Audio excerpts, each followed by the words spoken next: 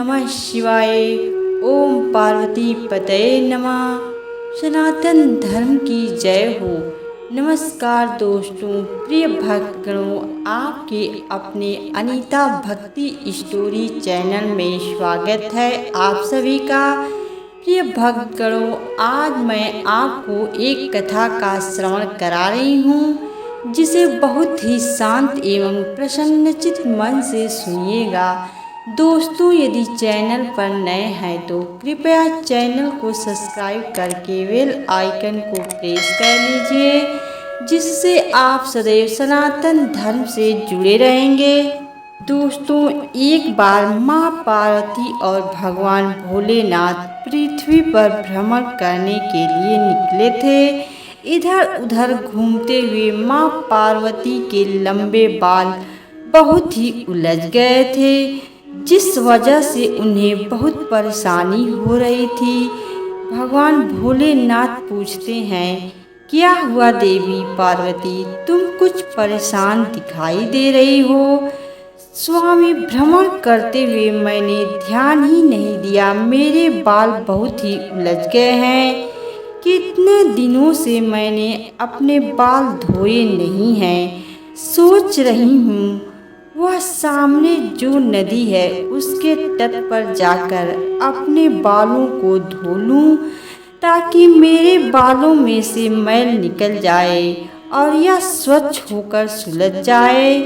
तो ठीक है, मैं तब तक इस वृक्ष के नीचे थोड़ा विश्राम कर लेता हूँ। तुम वहाँ नदी के तट पर अपने बालों को धो लो, उसके बाद ही हम आगे की यात्रा करके वापस कैलाश चलेंगे। ठीक है स्वामी, फिर मैं थोड़ी देर में आती हूँ।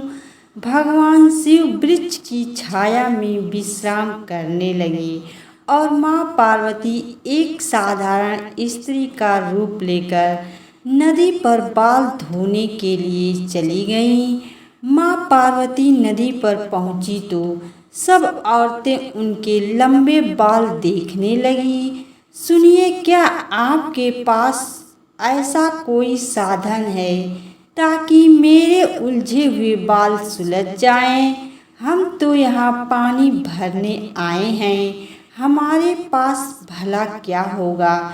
जो भी है हमारे घर पर है, तो क्या आप मेरी सहायता कर सकती हैं? मुझे अपने बालों को सुलझाने के लिए आवश्यकता है।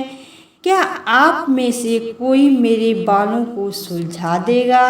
हाँ, हम क्यों तुम्हारे बाल सुलझाएं? हम ऐसे किसी के बालों को हाथ नहीं लगाते। हमें तो नहा धोकर अपने घर भोजन की तैयारी करनी होती है।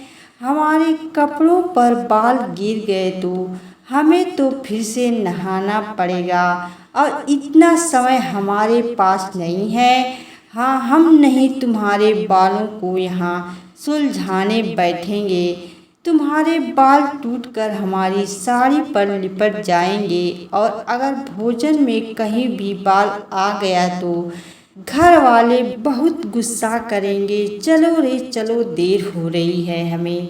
तभी एक औरत आती है। बहन, तुम्हारे बाल लंबे हैं, इन बालों पर कंघा फेरना पड़ेगा, थोड़ा तेल लगाना होगा ताकि आपके बाल मुलायम हो जाए, फिर यह बाल आसानी से सुलझ जाएंगे। अच्छा, क्या तुम मेरे बालों को सुलझाने में मदद कर सकती हो? मेरे पास ऐसा कोई साधन नहीं है जिससे मैं अपने यह बाल सुलझा सकूं।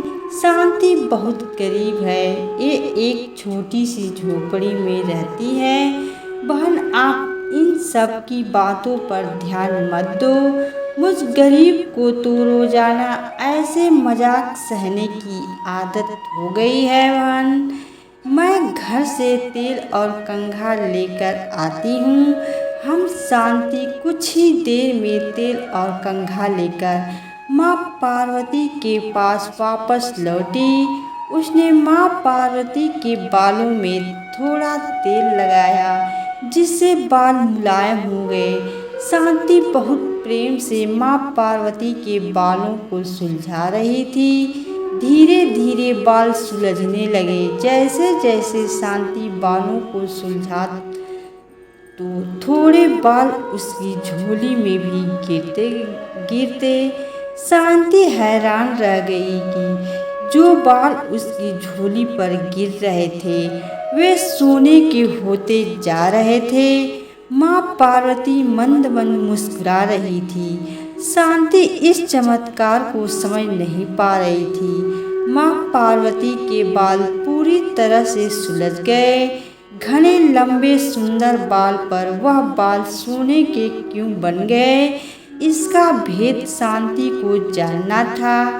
अचानक कंघा फेरते हुए शांति को माँ पार्वती के सिर में पूरा ब्रह्मांड दिखाई देता है और माँ पार्वती अपने साक्षात रूप में आ जाती हैं। माँ पार्वती आप और एक साधारण स्त्री के भेष में।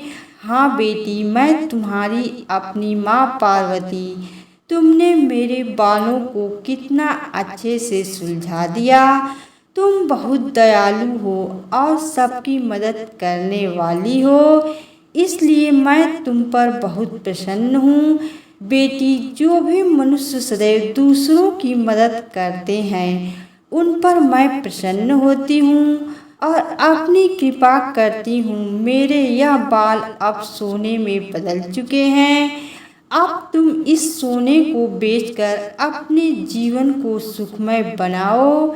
मेरे आशीर्वाद से तुम्हारे घर अब धन संपत्ति का कभी अभाव नहीं होगा।